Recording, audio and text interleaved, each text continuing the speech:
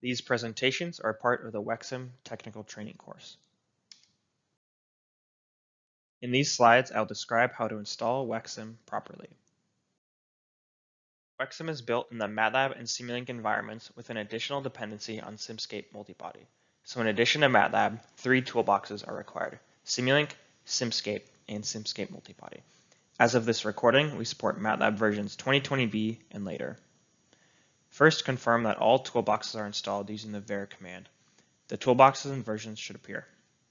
Next, download the WEC Sim source code.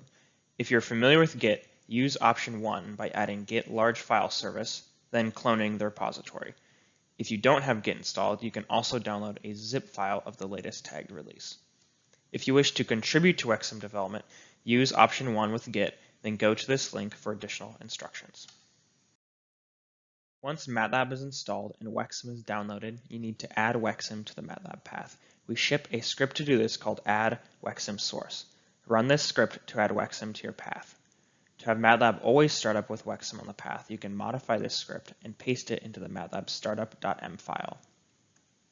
Verify that the WEC Sim source directory and all contents are on the MATLAB path using the path command.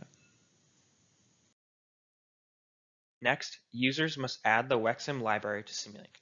Open Simulink, then the library browser pane. Refresh the browser if necessary until the WEC Sim library appears. It should contain several classes and blocks. Test the WEC Sim installation using the reference model 3 example. Go to Examples, ARM3, Hydrodata, and run the Bemio script. Several plots should appear upon completion.